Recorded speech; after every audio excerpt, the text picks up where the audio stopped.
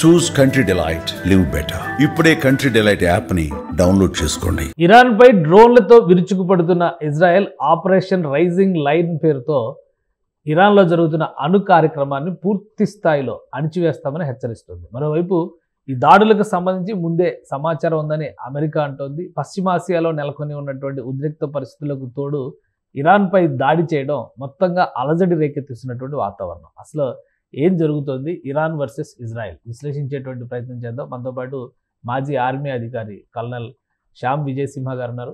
విజయసింహ గారు నమస్తే. నమస్కారం. ఈ ఇజ్రాయెల్ ఇరాన్ ఏంటి డిస్టెన్స్ వైజ్గా చూస్తే చాలా దూరం ఉంది, కానీ ఇజ్రాయెల్ వేసినటువంటి క్షిపణుల దెబ్బకి, అక్కడ చేసినటువంటి దాడుల దెబ్బకి కీలకమైనటువంటి సైనిక అధికారులను కూడా ఇరాన్ కోల్పోయింది. ఈ కాన్ఫ్లిక్ట్ ఏంటి అసలు? ఇరాను ఇరాకు ఇది పిల్లి ఎలుక వైరం అండి. ఎప్పటి నుంచో జరుగుతున్నది. 1949లో ఇజ్రాయెల్ అనే ఒక దేశం ఏర్పడాలి అనుకున్నప్పుడు అది ఏర్పడకూడదు అని చెప్పిన వాళ్ళలో ఇరాన్ కూడా ఒక దేశం.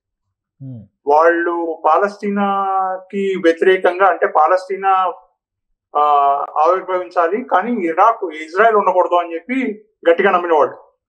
కాకపోతే వాళ్ళ దగ్గర ఉన్న స్వతంత్రవాదులు కొన్ని రోజులు మామూలుగా నడిపారు. కొన్ని రోజులు వాళ్ళ ఏమంటారు దాన్ని, ఇజ్రాయెల్ తో సంఘీభావం చూపించి వాళ్ళతో పాటు కలిసికట్టుగా ఉన్నారు. ఆ పెహలావీలు ఎవరైతే పెహలావీ ఉండేవాడో వాళ్ళ ప్రెసిడెంట్, ఆయన చనిపోయిన తర్వాత 1979 ఇజ్రాయెల్ లో ఒక రెవల్యూషన్ లాగా వచ్చింది. ఫండమెంటలిస్ట్ రెవల్యూషన్ అది.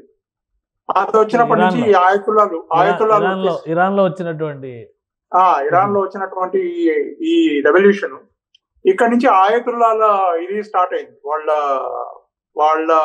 పాలన స్టార్ట్ అయింది. ఆ పాలన స్టార్ట్ అయినప్పటి నుంచి ఇజ్రాయెల్ అనేది ఒక చండాలమైన దేశం, మన దేశం కాదు, వాళ్ళు ప్రపంచంలోనే ఉండకూడదు, వాళ్ళు దేశానికి భూమికి ఒక భారం అన్న లెవెల్లో వాళ్ళు చూస్తూ ఉండేవాళ్ళు. ఇలా జరుగుతున్న క్రమంలోనే పాలస్తీనాకి వాళ్ళు, ఇరాన్ వాళ్ళు ఎక్కువ సపోర్ట్ చేయడం, హమాస్ కి ఆయుధాలు ఇవ్వడం, తర్వాత ఈ హౌదీలకు సపోర్ట్లు చేయడం, వాడి పేరేంటి లెబనాన్ లో ఉన్న ఉగ్రవాదులని వీళ్ళు సపోర్ట్ చేయడం, హెజ్బుల్లాని, ఇలాంటివన్నీ చేస్తూ ఉండడం మూలని ఇజ్రాయెల్ స్వతహాగానే వాళ్ళకి వ్యతిరేకంగా తయారయ్యారు. దీనికి తోడు ఇరాన్ ఒప్పుకోకుండా మేము ఈ అణుబాంబును కూడా ఒకటి తయారు చేస్తున్నాము, యురేనియం ఎన్రిచ్మెంట్ ప్రోగ్రామ్ అని ఒకటి మొదలు పెట్టాము, దాంతోపాటు న్యూక్లియర్ బాంబును కూడా ఒకటి దాన్ని తయారు చేసుకుంటాం మేము అనే లెవెల్లో వీళ్ళు మొదలెట్టేప్పటికీ ఇజ్రాయెల్ అప్పటి నుంచి వాళ్ళ మీద కొంచెం జాగ్రత్తగా కన్నేసి ఉంచింది. ఇది జరుగుతుందని ముందు నుంచి అనుకున్న విషయమే. ఈ 7 దేశాలు కొట్లాడుతున్నాయి, ఈ 7 దేశాలది జరుగుతుంది అని అనుకున్న విషయమే. ఇది అనుకున్నట్టుగానే జరిగింది.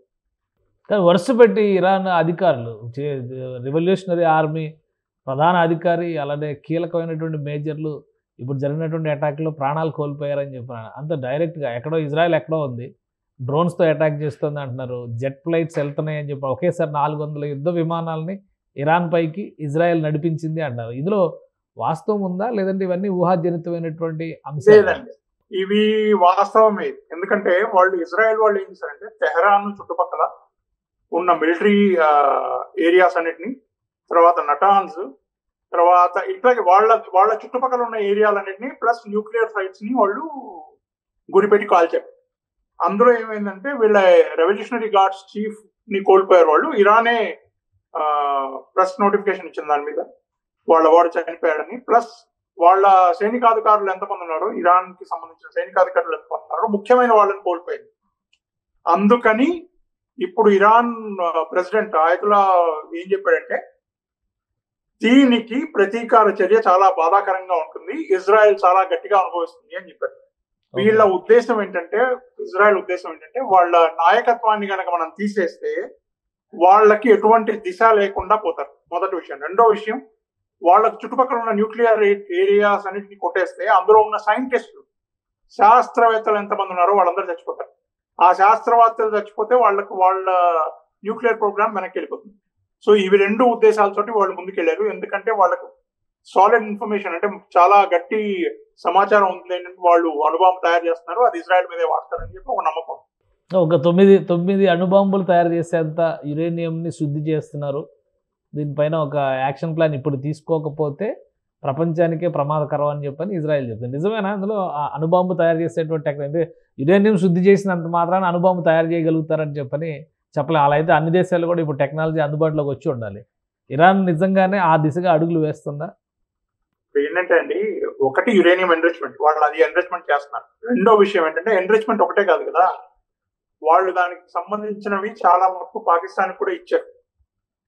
వాళ్ళ ఏమంటారు, పాకిస్తాన్ ఇట్లాంటి దేశాలు ఇప్పుడు హెజ్బుల్లా కానీ లెబనాన్ కానీ ఇట్లాంటి వాళ్ళందరికీ వీళ్ళు వాళ్ళ సైంటిస్టులను ఇచ్చి సైంటిఫిక్ గా దాన్ని ఎట్లా డెవలప్ చేయొచ్చు, ఎట్లా దాన్ని బాంబు కింద తయారు చేయొచ్చు అని నార్త్ కొరియాతో కూడా వీళ్ళకి సంబంధాలు అవి ఏర్పరచుకుని వాళ్ళు ఏదో కష్టపడుతున్నారు ఇరాన్ వాళ్ళు. సో ఇందుకని ఎటువంటి ఛాన్స్ ఇవ్వకుండా, మనకు తెలుగులో ఒక సామెత ఉంది సార్, చిన్న పామైనా పెద్ద కర్రతో కొట్టాలి. అవును అవును. వీళ్ళు మొదలెట్టంగానే దాన్ని గట్టిగా కొట్టాలనేసి మనం వాళ్ళ ఉద్దేశం, ఇజ్రాయెల్ వాళ్ళ ఉద్దేశం. ఓకే. సో ఇప్పుడు భారతదేశ పౌరులకు కానీ అక్కడ ముఖ్యంగా ఇరాన్లో కానీ ఇజ్రాయెల్లో కానీ ఉండేటువంటి పౌరులు గవర్నమెంట్, సెంట్రల్ గవర్నమెంట్ ఆల్రెడీ ఒక అలర్ట్ ప్రకటించింది. ఇబ్బందికరమైన స్థితులు లేదా మరొక యుద్ధానికి దారితీసేటువంటి పరిస్థితులు ఉన్నాయా? ఆ పశ్చిమాసియా ప్రాంతంలో అలజడి వాతావరణం అంటున్నారు కదా, పూర్తి స్థాయి యుద్ధంగా మారే అవకాశం ఉందా? ఉందండి, పూర్తిగా యుద్ధంగా మారే అవకాశం ఉంది. ఇప్పుడు మనం ఇంకొక రోజు వెయిట్ చేయాలంతే, అంటే ఇంకొక రోజు ఎదురు చూడాలి. ఇరాన్ రిటాలియేషన్ ఎట్లా ఉంటుందో, అంటే ఇరాన్ ఎదురుదాడి ఎట్లా ఉంటుందో చూసి ఇమీడియట్ గా చెప్పొచ్చు. గతంలో కూడా ఒక అటాక్ జరిగింది, వాళ్ళకి సంబంధించినటువంటి అధికారులు, అలానే ముఖ్యంగా హమాస్కి నేతృత్వం వహిస్తున్న వాళ్ళు అనుకుంటే బహుశా ఇరాక్ వెళ్తే ఇరాక్ ఎయిర్పోర్ట్లోనే లేపేశారు, బాగ్దాద్ ఎయిర్పోర్ట్లో ఇజ్రాయెల్ వాళ్ళు. సో అంటే అంత కీన్గా అబ్జర్వ్ చేసేటువంటి పరిస్థితి టెక్నాలజీ ఇజ్రాయెల్ దగ్గర ఎలా వచ్చింది? మొసాద్ స్పెషల్గా డ్రోన్స్ని సెంటర్ని ఇరాన్లోనే ఆర్గనైజ్ చేస్తుంది, అక్కడి నుంచి అక్కడే అటాక్స్ చేస్తుందని చెప్పని ఒక ప్రచారం కూడా జరుగుతుంది. ఇవన్నీ మిత్సా నిజంగా జరుగుతున్నాయా? నిజంగా జరుగుతాయండి. ఇవన్నీ ఏంటంటే వాళ్ళ దాంట్లో వాళ్ళు ఏవి బయటికి చెప్పరు. ఓకే. వాళ్ళ ఇంటెలిజెన్స్ ఏజెన్సీస్ అంత గట్టిగా పనిచేస్తాయి, ఎందుకంటే వాళ్ళు బతకాలి. సర్వైవల్ ఆఫ్ ద ఫిట్టెస్ట్ అంటారు సార్, అట్లా వాళ్ళకి సర్వైవల్ క్వశ్చన్. వాళ్ళు బతకాలి, లేదని చంపేస్తారు వాళ్ళు. 7 దేశాలు, 7 శత్రు దేశాలు వాళ్ళ చుట్టుపక్కల ఉండి 7 శత్రు దేశాలు ఇజ్రాయెల్ ఉండకూడదు అని ఒక గట్టి నమ్మకంతో నడుస్తుంది. ఓకే. సో అందుకని వీళ్ళు ప్రతి క్షణం ఇట్లాంటివన్నీ చేస్తూ ఉంటారు. ఇట్లాంటివి తెలుసుకోవడం, వాళ్ళ దాంట్లోకి వాళ్ళ ఇంటెలిజెన్స్ ఏజెన్సీలు పంపించడం, ఇట్లాంటివన్నీ చేస్తూ ఉంటారు. ఇది కామన్, వాళ్ళ దాంట్లో ఇజ్రాయెల్లో ఇది కామన్. ఇవి జరుగుతున్నాయి, ఇందులో మిథ్య లేదా భ్రమ అట్లాంటివి ఏంటో. Okay okay. అంటే అణుయుద్ధానికి దారితీసినా ఆశ్చర్యపోవాల్సిన అవసరం లేదా? ఇప్పుడు మరి నార్త్ కొరియా సపోర్ట్ అడిగినా, చైనా సపోర్ట్ అడిగినా, ఇరాన్ ఒకవేళ పక్కన ఉన్నటువంటి మిత్ర దేశాలకి సపోర్ట్ కోరుకున్నా కానీ పూర్తి స్థాయిలో ఇరాన్ వర్సెస్ ఇజ్రాయెల్ యుద్ధం మారేటువంటి అవకాశం ఉంటుంది అణుయుద్ధంగా. ముఖ్యంగా అణుయుద్ధంగా మారకపోవచ్చు, కానీ గట్టిగా యుద్ధం జరుగుతుంది. Okay okay. కొన్నాళ్ళు ప్రిపేర్ అయి ఉండాలి అయితే. అవునండి.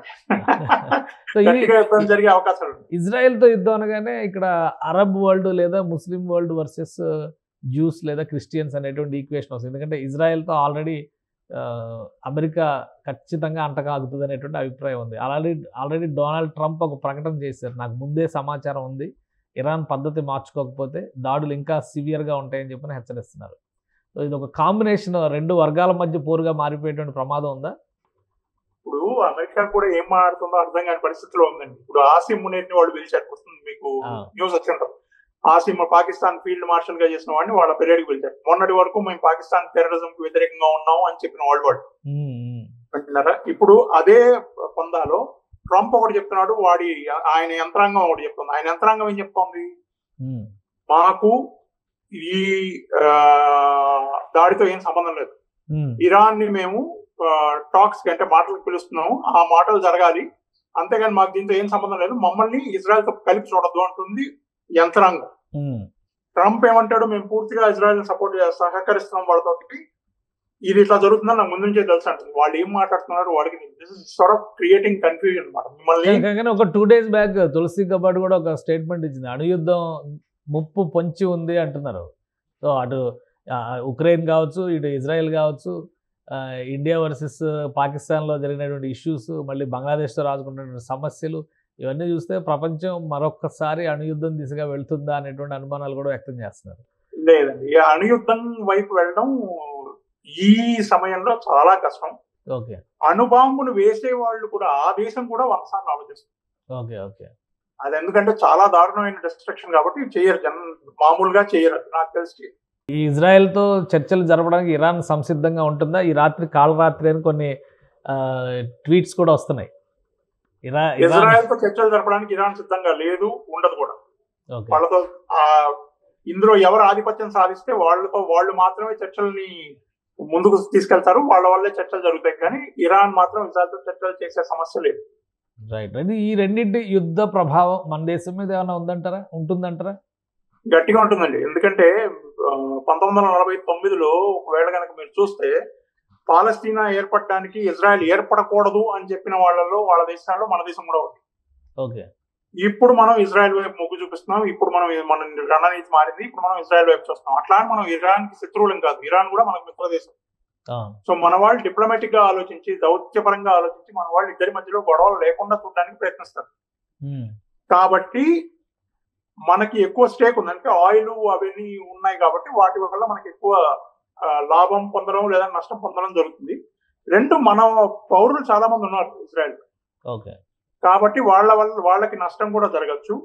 మూడు, దేశంలో మిడిల్ ఈస్ట్ పార్ట్ లో ఏం గొడవ జరిగినా మీరు అటువైపు నుంచి వెళ్ళే రవాణా కార్యక్రమాలు ఇవన్నీ ఆగిపోతాయి, ఆయిల్ ఆగిపోతుంది, గొడవలు జరుగుతూ ఉంటాయి, ప్రతి చోట ఏదో ఒకటి జరుగుతూ ఉంటుంది.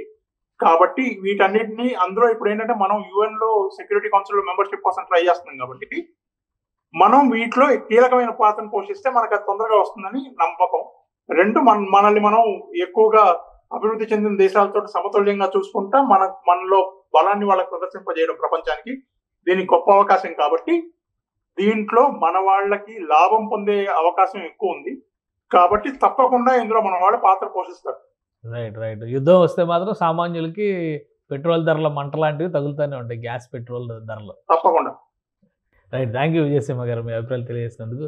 ఇది ఇరాన్ ఇజ్రాయెల్ మధ్య రాజుకుంటున్నటువంటి చిచ్చు ఇప్పట్లో చల్లారకపోవచ్చు అంటున్నారు విజయసింహ గారు. అలానే ఈ ఉద్రిక్తతలకి సమాధానం చెప్పే వరకు ఇరాన్ కూడా నిద్రపోయే పరిస్థితిలో కనిపించట్లేదు. కాబట్టి కొద్ది రోజుల పాటు పరిమితమైనటువంటి యుద్ధం ఈ రెండు దేశాల మధ్య చోటు చేసుకునే అవకాశం కనిపిస్తుంది. ఉద్రిక్తతలను నివారించేందుకు ముఖ్య పాత్ర భారతదేశం పోషించడానికి కూడా స్కోప్ ఉందని విశ్లేషిస్తున్నారు. ఎందుకంటే అక్కడ జరిగేటువంటి యుద్ధం వల్ల మన నిత్యావసరాలపైన కూడా ప్రభావం చూపించేటువంటి అవకాశం ఉంటుంది. మొత్తం మీద అణు కార్యక్రమాన్ని ఇరాన్ చేపట్టడం అనేది ఇప్పుడు ప్రపంచవ్యాప్తంగా కూడా ఆసక్తి రేకెత్తిస్తున్నటువంటి అంశం. ఇజ్రాయెల్ చర్యకి ప్రతిచర్య ఏ విధంగా ఉంటుందో ఇరాన్ నుంచి చూడాలి. ఇది special discussion. Keep watching. Suman టీవీలో మీ పర్సనల్ అండ్ బిజినెస్ ప్రమోషన్స్ కోసం కింది నెంబర్కి కాంటాక్ట్ చేయండి.